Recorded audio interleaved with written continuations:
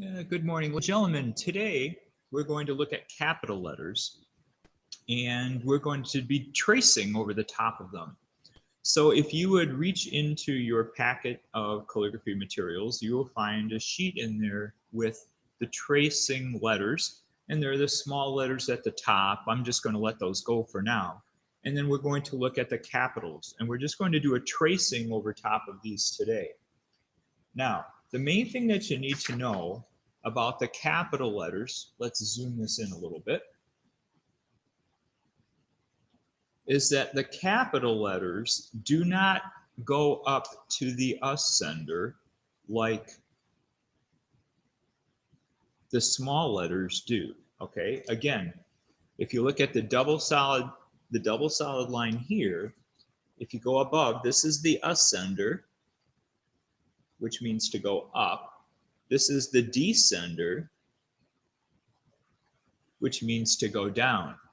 So when you're looking at the ascender and the descender, the capital letters, there's only one letter that even goes up to the ascender, and there are a few of them that go down to the descender. Most of the letters, like if you look at this A right here, let me get that on your screen. If you're looking at these letters, they go like the T did.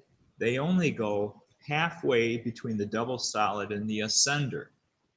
All right, so when you're doing these letter forms, if you just watch this one, like if I'm doing this A, and I will fill this in for you a little bit more tomorrow, but when you're doing this A, there are a couple different strokes to do this, but they only go up that high. So with this A, it's going to start with a stroke like this: 1,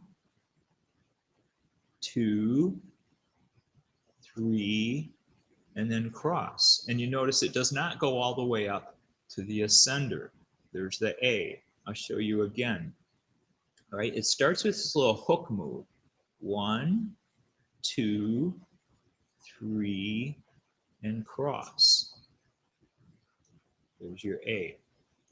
So as I'm looking at these letters, what I would like to do is, what I did is I put a lined sheet underneath the letters so I could kind of see through them, and you can see that they don't go all the way up to the ascender, and it kind of keeps you on track a little bit more. But what I would like to do today is just trace these letters. So this is going to be a little bit simpler.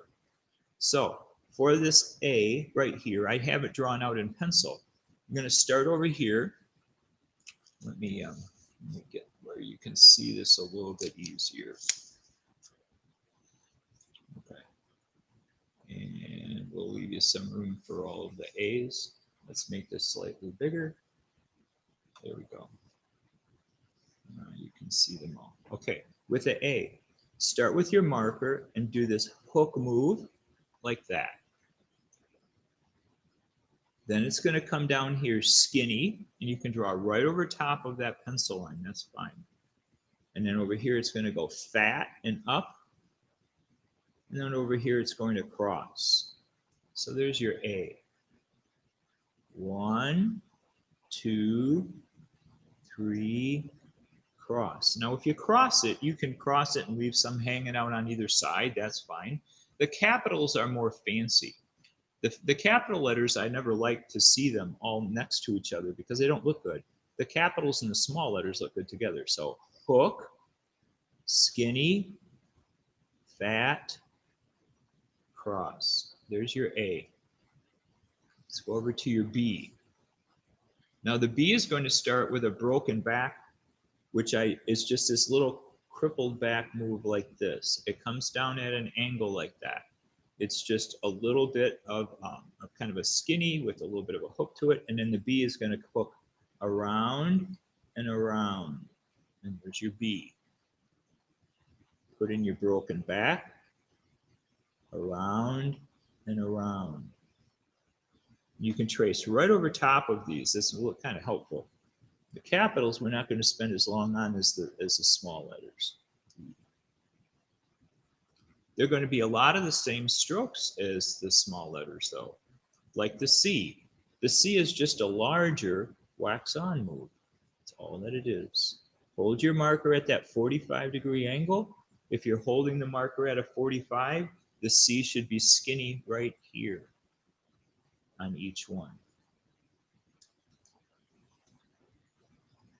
All right, next on your page with the D, as I'm looking here, it's going to start with this broken back, and then it flips up and around. We're going to work on the capitals for a couple days.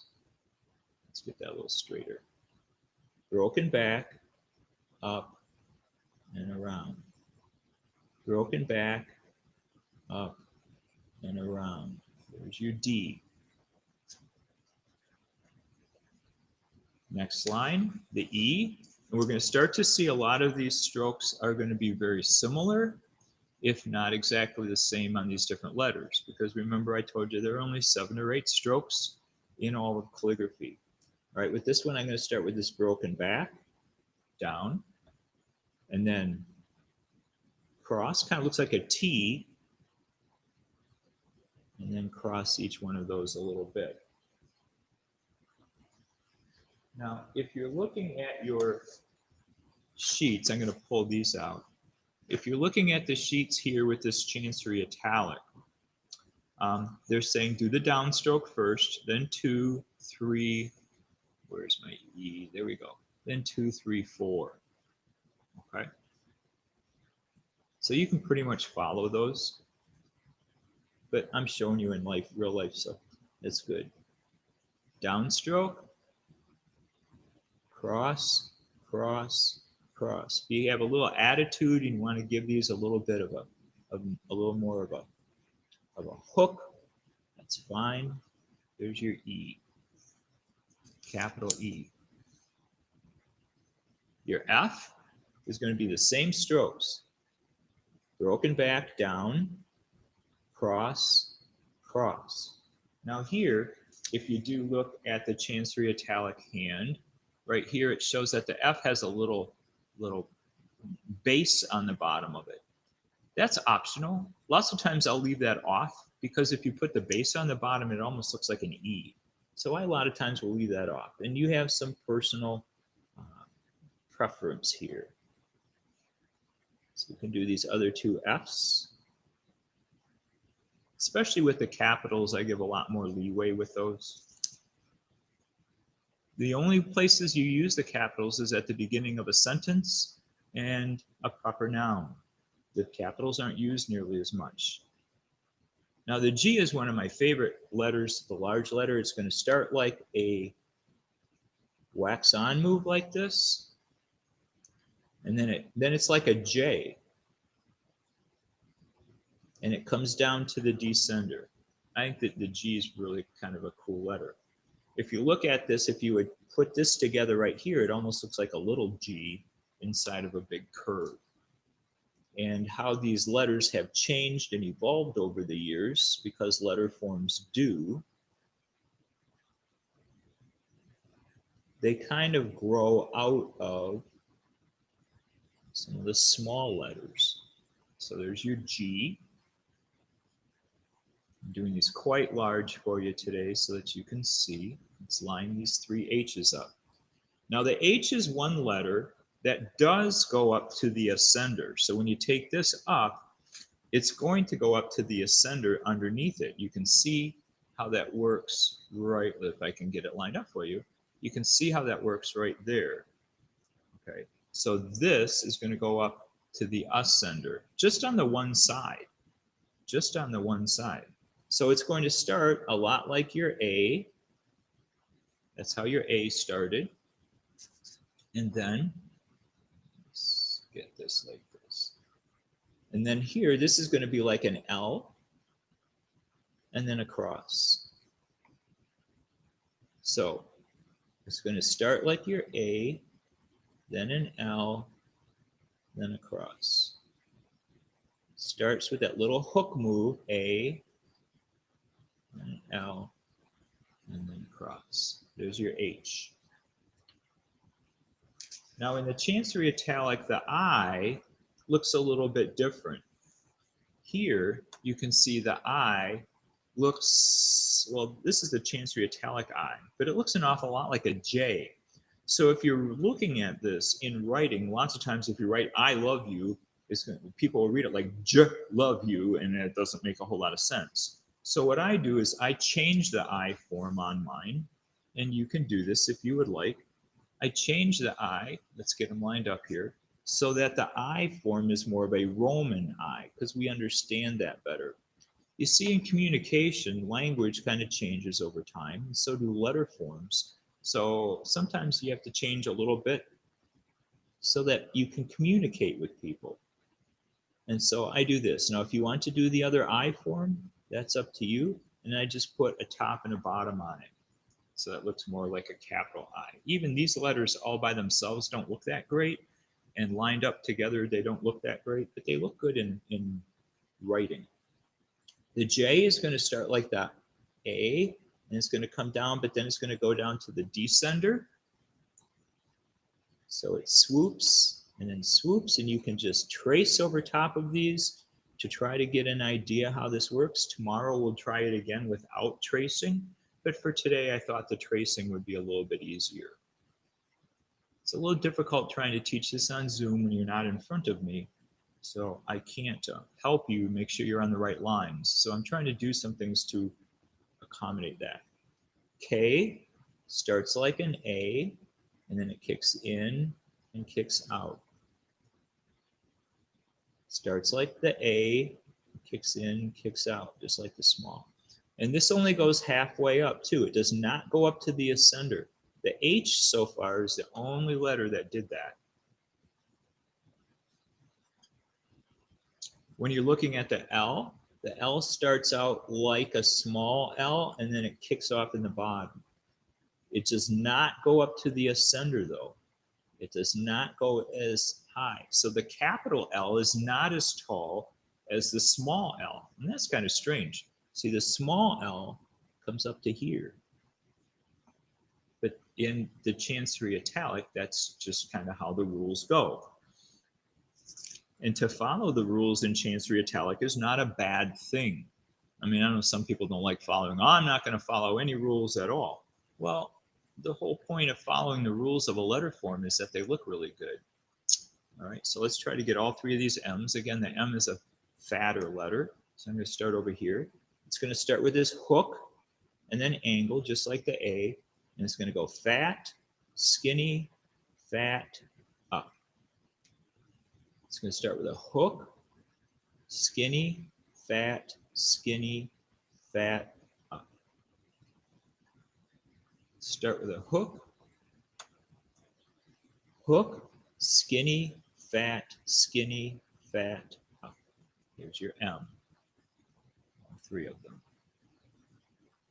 Now the N is similar to that, just like the capitals and the smalls are similar to each other. Let's get all three N's in there. It's going to start with this hook, skinny, fat, and then kind of finishes up with a little bit of an attitude curve like that. Hook, skinny, fat, and I like to put a little curve there for my capital N's. There you go. The O is going to be a wax on, wax off move. It's going to go wax on, wax off, wax on, wax off, wax on, wax off. I'm just tracing these right now because this is a little different form. Oh, could only fit two P's on here, so the next one goes on the next line. All right, so this is going to start with a broken back again, and it's going to start just like the B form, only it just stops there. Now, if you look over here on your Chancery Italic sheet, the P, whoops, right, let's get that. The P right here has a little foot on the bottom of it. You could put that on there if you want. That's up to you. I usually don't. Capital P. All right, let's go down to the next row. We'll get the last one right there. Couldn't fit that in on that practice sheet. That's all right. Broken back, and then flip it around for your P. There you go. The Q is going to be an O with kind of a squiggle at the end of it, the capital Q. it's going to look like this. Wax on, wax off, and then just squiggle. There's a Q. For as many times as you're going to use a capital Q in your lifetime, unless you're writing about Quincy Street or something like that, you probably won't use it ever, but we'll learn it. Capital R is going to start out like the A, and then this is going to come around and then down. An easier way to do that would be with the R, would be start with a broken back. And I probably should have shown you that easier. Start with the back like you did with the B and the D, and then bring this around just like the P, and then put the foot on the bottom of it, and it becomes an R. Start with a broken back, swing it around, and then down. Works a little bit easier.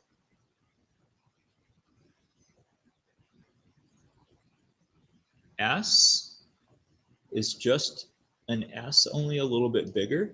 It's not going to go up to the ascender. It's only going to go halfway between the double solid and the ascender at the top, the S shape. That's how it goes. Today we're just working on the shapes of them. Tomorrow we'll work on where they go on the lines. The T, cross, starts with a broken back and then cross it, broken back, and then cross it. I'm not exactly on the pencil lines underneath, but that's okay. The U form in the capital is going to, if I can find it here, where are we? There we go. Everything, when I'm doing this on YouTube Live, everything is backwards. So when I'm looking at my screen, I mean, it's a little difficult to see where it is sometimes because everything is backwards.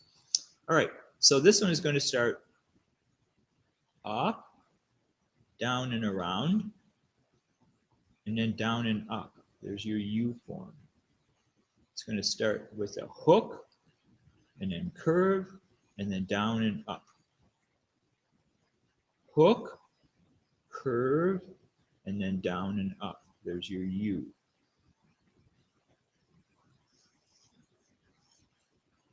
The V is going to start with a hook, hook, fat, skinny. And I curved the skinny just a little bit. Hook, fat, skinny. Hook, fat, skinny. And trace right over top of those lines. I should get out of here a little bit. The W there, now you can see it easier. The W, hook, fat, skinny, fat, skinny.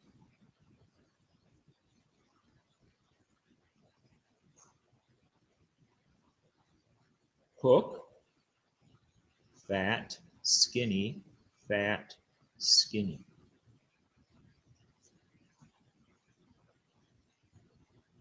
Hook, fat, skinny, fat, skinny.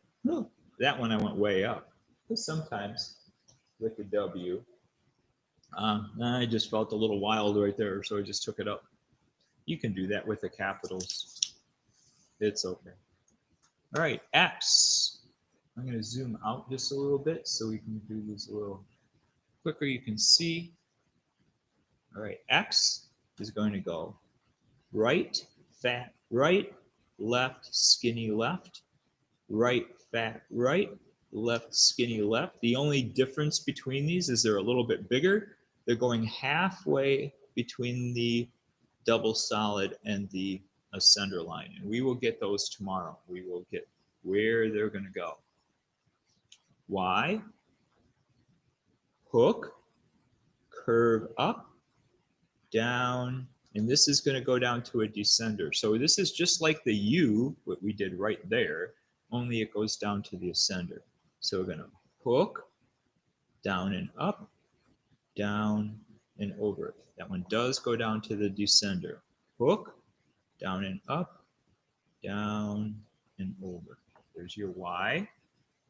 And then your Z is going to look like this. The Z is going to go right, skinny, right, right, skinny, right, right, skinny, right. And there you have it. There's the whole page of the capital letters. We just traced over the top of them, learning the letter forms. And so this is today's lesson. Don't need to turn this one in. This is just for practice. Hope that helped, and have a good day. Thanks.